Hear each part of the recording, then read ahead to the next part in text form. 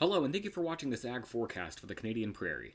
I'm Andrew Pritchard, Senior Meteorologist with Nutrien Ag Solutions. Well, we are entering an active pattern here across the Canadian Prairie. We've got a very strong jet stream blasting in across the Pacific Ocean. The main core of that jet stream is still off across the coast, not yet making it into the Pacific Northwest. We do have one little minor disturbance that's moving through the prairie right now through southern Saskatchewan, moving into southern Manitoba this morning, bringing some light rain showers and a few rumbles of thunder, perhaps to the Winnipeg area as we get into the later part of the hours today. So we go back here and look at temperatures. I'm clicking too fast here. We're in the single digits near zero as you head back toward western Alberta. All the way in the higher elevations, there's 0 degrees, single digits as you head into the lower elevations here in the Ag Belt. As you head into southern Saskatchewan and Manitoba, though, you can find some lower teens with some of the warm air in advance of this little shortwave that's moving through. Here's what we've got right now as we get started here Wednesday morning with the jet stream at 500 millibars. Here's the big jet streak that I'm talking about right now. It is blasting into the Pacific Northwest right now. You can see this, the leading edge of those strong jet stream winds, both the intensity and how they kind of fan out there, like I drew the arrows. When we get really strong jet stream winds coming into a location and they're fanning out like that, we get a lot of upward vertical motion throughout the atmosphere there. The winds are fanning out. We've got the wind speeds increasing there. We need to fill that void. So we get rising motion. We get a lot of cloud cover and precipitation.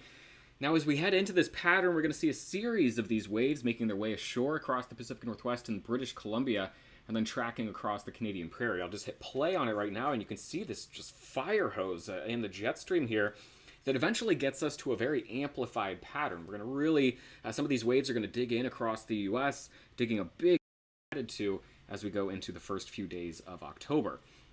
Now, as we see our temperatures here, we're going to be a little bit warmer than average overall over the next few days. We're then going to shift patterns here. Once we get this big amplified jet stream, we're going to shift some temperatures around here and create some extremes in a fairly divided pattern across North America.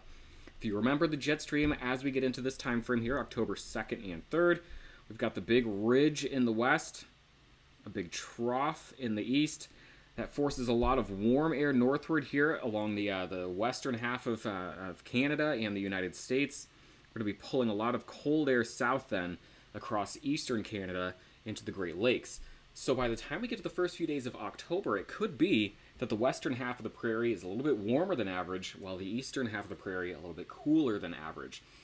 Now, we can also track each of these little waves and each of these little impulses and their chance for some showers across the region as we look at the precipitable water plot across North America. And again, the very fast current of jet stream winds back here across the Pacific, swinging in around the base of a trough in the Gulf of Alaska and then coming ashore here in British Columbia and the Pacific Northwest.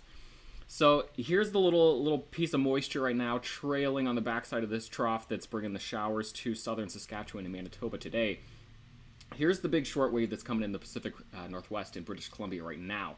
You can see the green shading here. That's our moisture transport being brought ashore. Much of the moisture gets wrung out here as it passes over the mountains. So a lot of the heavy rain going to be on the west side of the Rockies in British Columbia and the Pacific Northwest. A lot of that moisture squeezed out as it comes over the top of the mountains.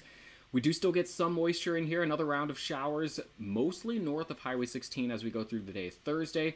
Here comes the next wave. You see it right here. Starting to come ashore right there. It hits the Pacific Northwest, British Columbia Thursday night to Friday morning. Squeezed out over the Rockies. Still get a little moisture coming out. There it is as we get into Friday night and Saturday across the prairie. Where's our next wave? Here we go. This is it right there. You see it coming ashore right here. And this is Saturday night. Wring out most of the moisture. Still bring some over here as we get into the day on Sunday into the prairie. And then we get another one here just to kind of wrap things up as we get into the rest into Monday night.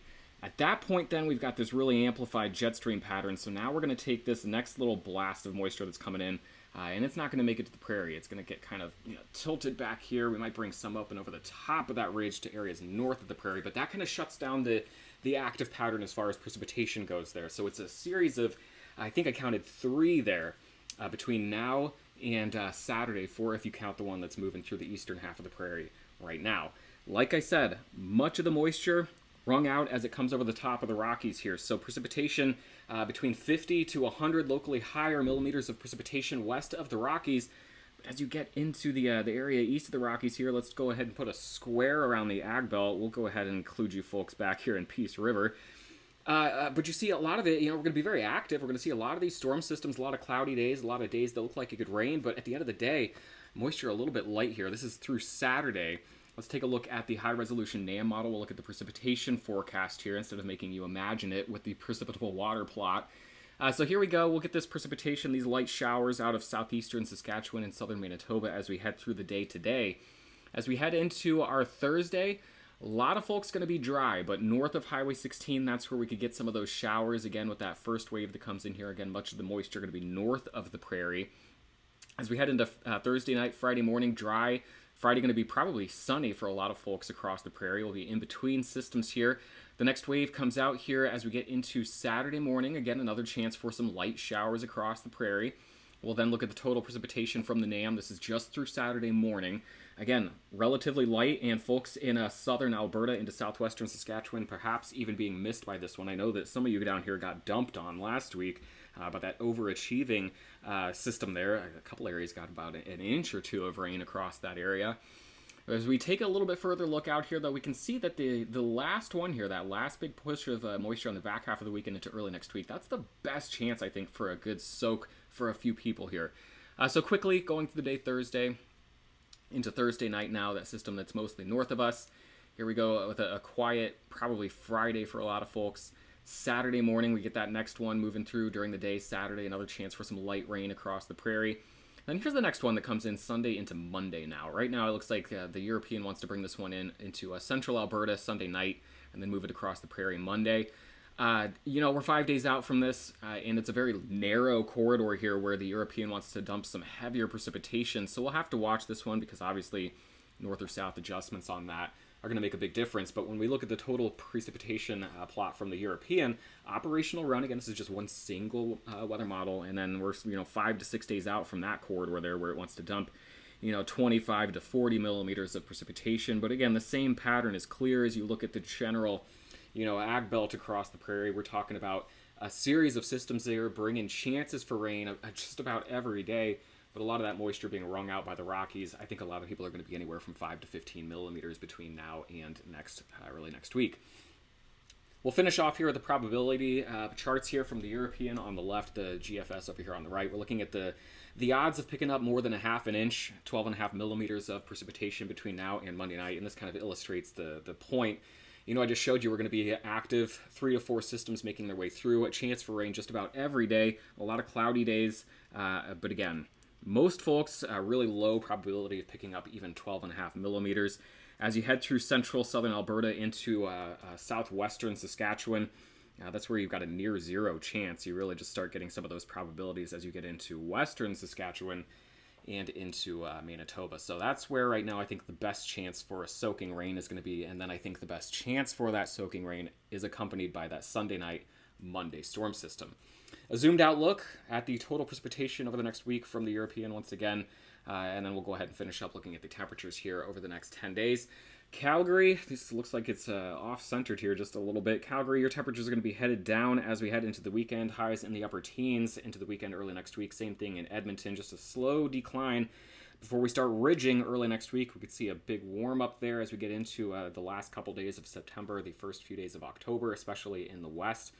Here's a look in Saskatoon, Regina, and then Winnipeg. You'll be feeling a warm-up as we head into the weekend. Friday's probably going to be a beautiful day in Winnipeg, a high temperature in the mid-20s, and it looks like that's going to be the quietest day here in between storm systems here, looking like Friday would be a pretty beautiful day. So there you got it. Active, but still going to be tough to get a real soaking rain out of this one. Could be some windy days accompanying this as well.